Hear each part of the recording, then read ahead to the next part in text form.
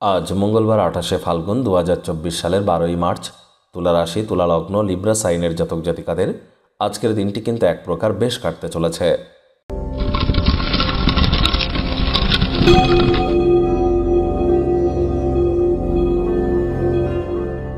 ভিডিওটির শুরুতে স্ক্রিনে আপনারা দেখতে পাচ্ছেন মঙ্গল গ্রহের বীজমন্ত্র ওম ক্রাং ক্রিং ক্রং স ভোমায় নামা।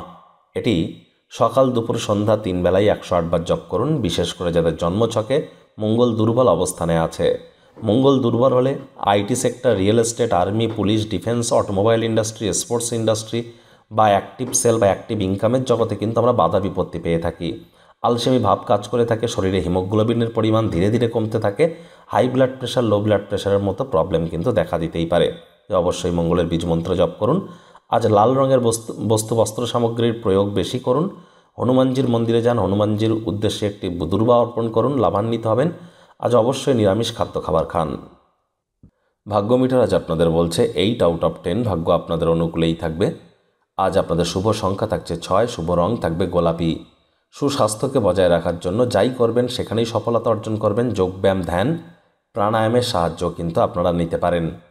আজ নতুন উদ্যোগ পরিকল্পনার পাশাপাশি নতুন নির্মাণ কার্যের শুরুয়াত করবার আগে গুরুজন বিশেষজ্ঞদের সাথে পরামর্শ করবার পরই আপনাদের এগিয়ে যাওয়া উচিত।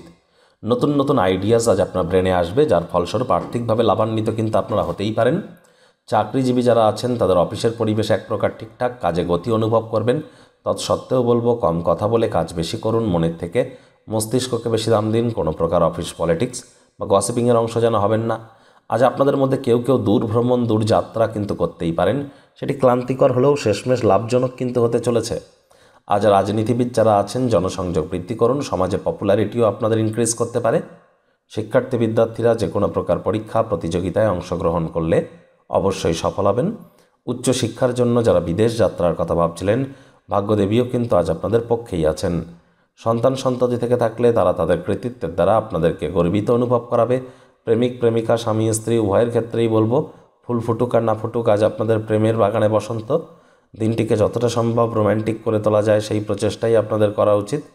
অবিবাহিতদের বিবাহের যোগ পরিলক্ষিত হচ্ছে। যারা প্রেমে পড়েননি তাদের জীবনে স্বপ্নের নারী বা পুরুষের আগমন আজ কিন্তু হতেই পারে। একটু প্রচেষ্টা আপনাদেরকেও করতে হবে। আজ অবসরকালীন সময়ে মন্দির, মসজিদ, গুরুদ্বারা বা নিকটে স্থানীয় কোনো আত্মীয় স্বজনের বাড়িতে ভ্রমণে কিন্তু যেতেই পারেন, যার ফলস্বরূপ মানসিক প্রশান্তি আপনারা নিশ্চিতভাবে পাবেন। পরিবারের প্রতি সকল প্রকার দায়িত্ব সঠিক সময়ের মধ্যে পালন করতে চলেছেন।